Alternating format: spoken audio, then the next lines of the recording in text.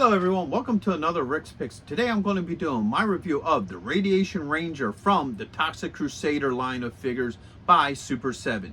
So what I'm going to do is I'm going to take a look at him in packaging, then I'm going to take a look at the figure and its accessories, and then I'm going to give you my thoughts on. And this week I'm also going to be doing reviews on Toxic and Junkyard.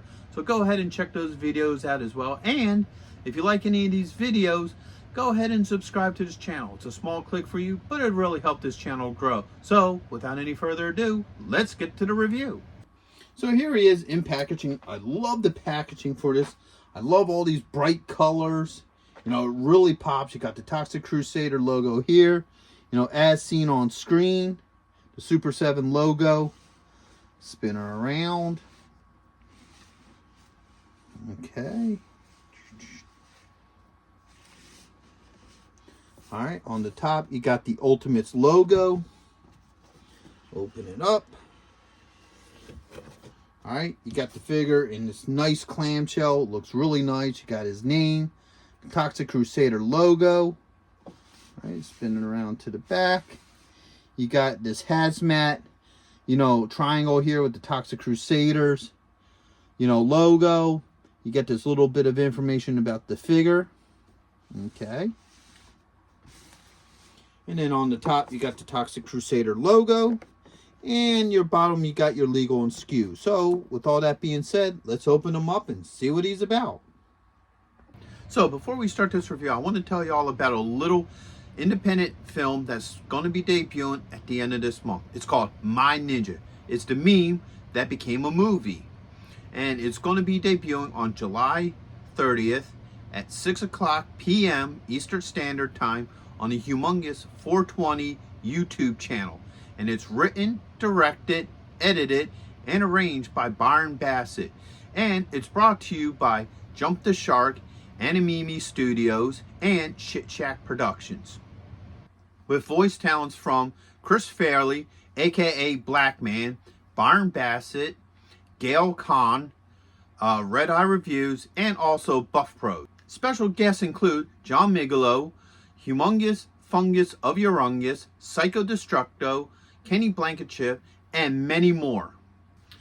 This is the only movie where the extended credits and blooper scenes is longer than the movie itself. Now, this is a story of one man with the wrong hands who is inadvertently trying to settle a long-time family dispute once and for all. And just remember, support your local ninja union. And also Ninja Mart. Chop smart. Shop Ninja Mart. So I hope you all join us for this film. I'm going to put all the links you're going to need in the description, such as, you know, merchandise, how to support the channel itself, and also the 2 trailers for the movie. So back to the review. Alright, so here he is out of packaging. I really love the look of this figure. I love the color palette that they use for him. It really pops. You know, he really stands out. They put all these little nooks and crannies and what have you. You know, little points of detail. So let's give him the rotation. I love the radioactive sign on him. You know, he got a lot of colors. A lot of things that they did to him that really makes him pop and stand out. So I really love the look of this figure, okay? So let's go through his points of articulation. So first off, head does move. Nice thing is this hose here, they made it a perfect length to where you can turn the head all the way over and it stays on. You know, you don't have any worries about it like unclipping and what have you. And goes this way and it still stays on. So, because with some figures, they'll make like a hose like this short. So you may not be able to turn the head all the way, where this one, as you can see, you can pretty much get the full rotation out of it. So that's really cool that they actually designed it like that. Got a shoulder joint, a bicep joint, an elbow joint, and a wrist joint. You have a joint right under the rib cage, a torso joint, and a thigh joint. Got a knee joint. Man, that one's pretty tight.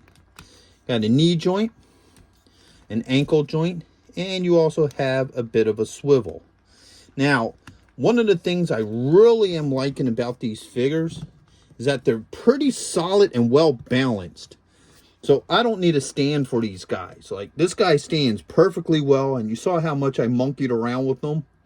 So he stands really well without any kind of stands or anything. So I really like that. That seems to be a common thing with the rest of the figures of this line, that they all are pretty solid and they stand very well on their own. So let's start going through his accessories. So he has this pink Toxic shield.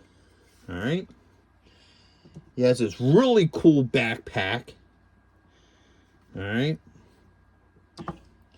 He has this Toxic gun here. The only disappointment with this is I think they should have just put a little bit of deco. They didn't need to put much. Like, maybe just, you know, put a little bit of paint there. Maybe just a little bit here and there just to make the gun pop a little bit. Especially with all the work they put on the figure and the other things, you'd think that they would, you know, just take that extra minute. But it's still a cool looking gun. All right, he comes with these two glow-in-the-dark radioactive things that are kind of neat. All right.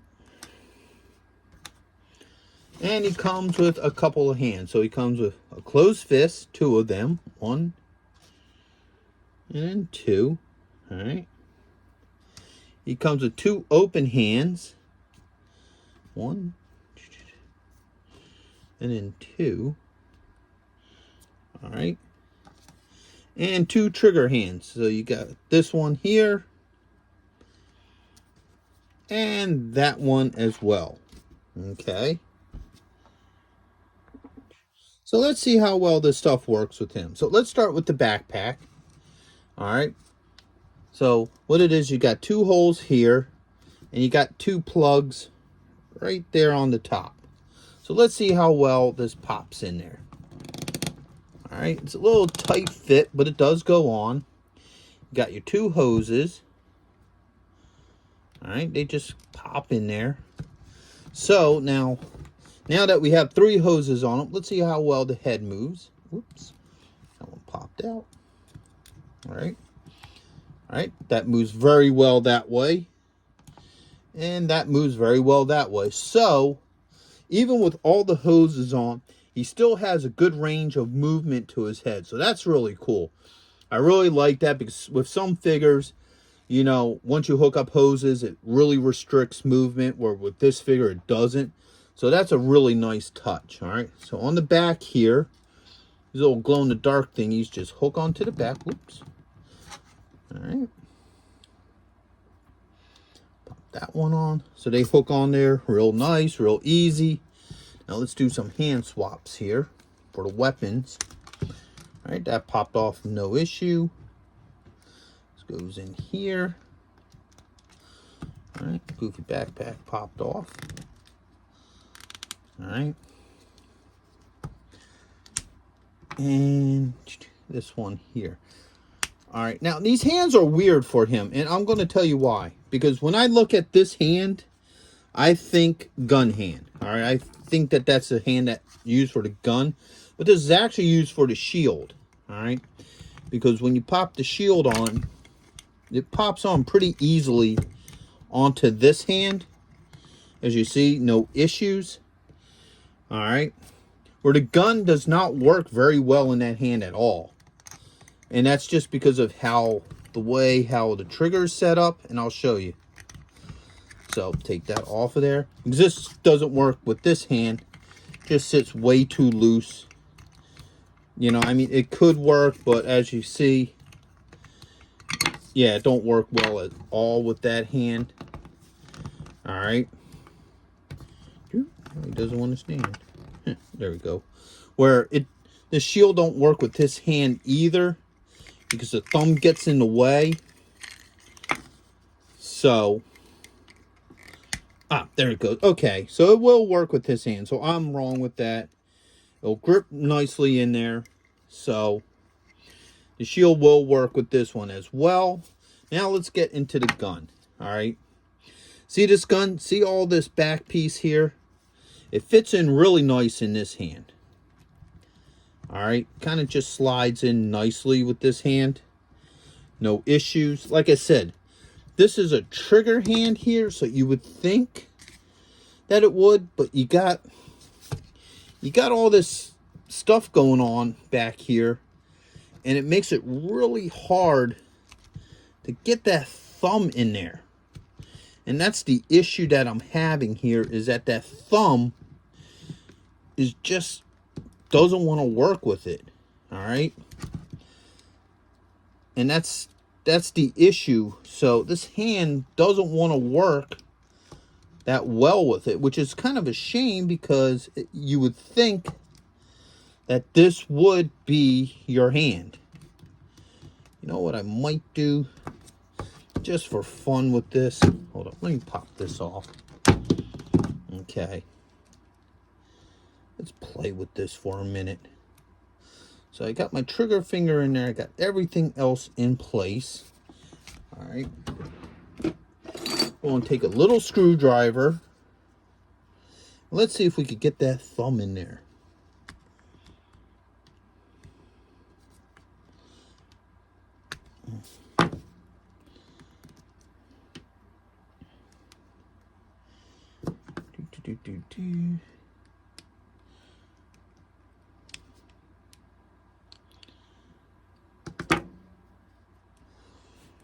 All right, so yeah, man, that thumb just doesn't like it. Let me see if I can actually open it up a little bit. Let's see if we can open this up.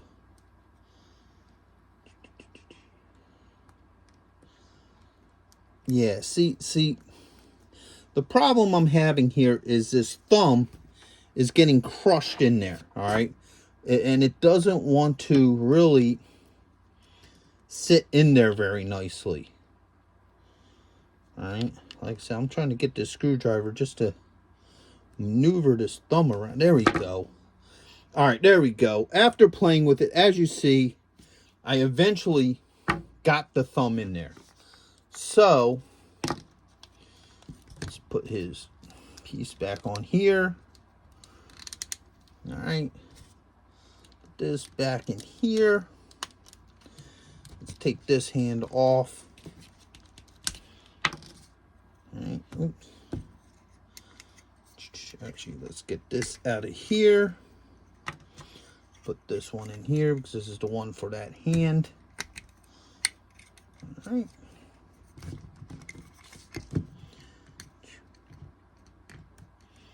So get that on there.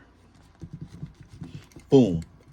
All right, now he has all his accessories on him. All right. So now he has his gun. He has his toxic shield. And he stands solid with everything on it, okay? Okay, so everything's on him. All right, he got the toxic gun. He has the shield. All right, I think this little hook here is actually for the gun. You could probably hook the gun on there. But at this moment, I'm not taking the gun out just because, well, actually I should. So the gun will just hook on to the back there. Through there, or maybe, yeah, that's probably how it's supposed to go.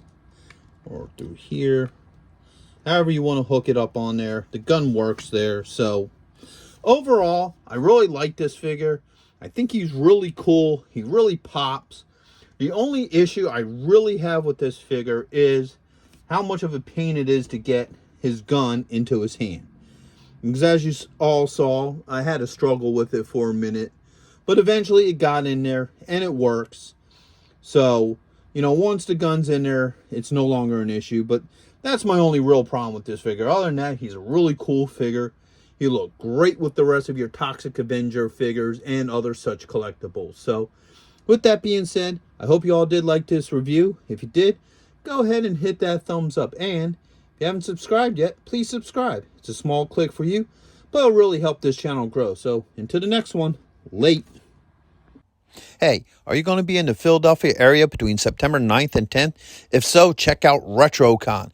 It's affordable. They have lots of great vendors. There's going to be cosplay competitions, celebrities, and much, much more. So go ahead and check out the link in the description. And also, Samuel J. Jones is going to be there, better known as Flash Gordon. So check it out. Greg Evigan will be there, best known for BJ and the Bear, My Two Dads, and Tech Wars. Voice actress Kathy Garver will be there, the one and only Firestar from Spider-Man and His Amazing Friends. RetroCon has been taken over by the Dukes, so we got Tom Walpad, John Snyder, and Kathy Batch, Luke, Bo, and Daisy, alongside with the Jersey General representing the Dukes of Hazzards. Yee-haw! Next on our list, all the way from Cybertron, the hit rock band Cybertronic Spree. And check this out, the rare Hasbro Proton Pack as a raffle prize. Now you can't beat that.